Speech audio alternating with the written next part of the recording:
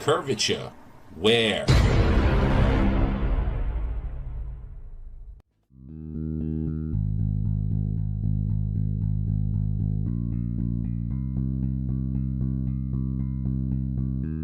The curvature of the Earth eludes us.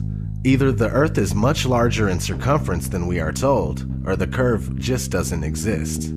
People assume that there is a curve, but it's never really been proven beyond a reasonable doubt. Cameras with fisheye lenses, Hollywood movies, and NASA CGI are the closest we get to seeing curvature. The deception and the lies are just so pervasive, and they're just so deep that I swear it gives me a headache.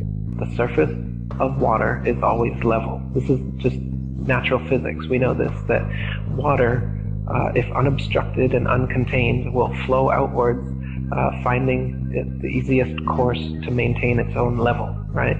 So, but the Ball Earth model claims that the oceans are huge 100-mile walls of curved water curving around the ball. That's ridiculous. They say that gravity makes this possible, but you don't see that. You go to the beach and you see completely flat horizon. You see water just ever so gently coming up on the shore.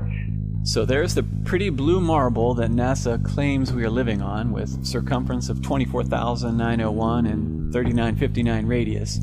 So to find the curvature, you take 8 inches times your distance squared.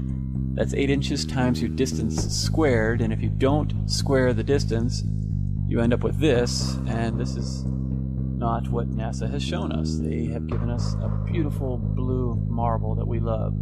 So you get 8 inches for 1 mile, 32 inches in 2 miles, 16.6 feet with 5 miles, so on and so forth. So what I did is I shot this pier, which is in Daytona Beach, Florida, and as you can see, between the water and the walkway of the pier is about 12 to 16 feet based on the height of the people and the railing. So I started at Granada, which is 4.92 miles away, and I shot this, and based on that distance and the formula, there should be 16 feet of curvature, but obviously you can still see the entire gap under the walkway there between that and the water. So in addition to that, behind that pier is actually a lighthouse, which you can see right above the pier. You can see the light. That is 16 miles away from my location, and I shot that lighthouse. Now that lighthouse is 175 feet tall, and the curvature from 16 miles away should be 170 feet. You can clearly see about the entire lighthouse beyond that pier. So like I said, there should be 170 feet of curvature, but there's none. And those hotels there are even further. Those are in New Smyrna, which is 20 miles.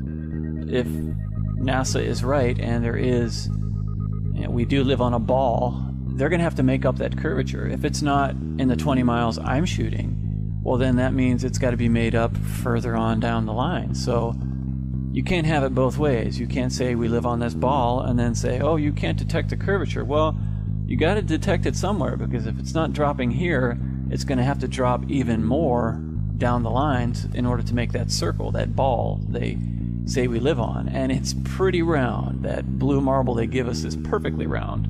Lighthouses are one great example. The Isle of Wight Lighthouse in England, it's 180 feet high and can be seen up to 42 miles away, a distance at which modern astronomers say the light should fall 996 feet below the line of sight. Why can you still see it? Another one worth mentioning that people be familiar with is the Statue of Liberty. It stands 326 feet above sea level, and on a clear day can be seen as far as 60 miles away. Now, if the Earth was a globe at the dimensions that they give us, that would put Lady Liberty at an impossible 2,074 feet below the horizon. In my efforts to try to prove the globe, it's falling apart with horizon tests and seeing things that we shouldn't be able to see. If the ball is real, the math shows that, with the curvature, there are things we should not be able to see, and yet people are seeing it. So that has me really questioning the globe, and I don't question the math, because that math came from globalists. It came from people who believe the globe. So it's not math come up conjured up by flat earthers. On a good day, on a clear day, we could look out and see the Anacapa Arch. Well, the Anacapa Arch is almost 20 miles away, and it's only 40 feet high.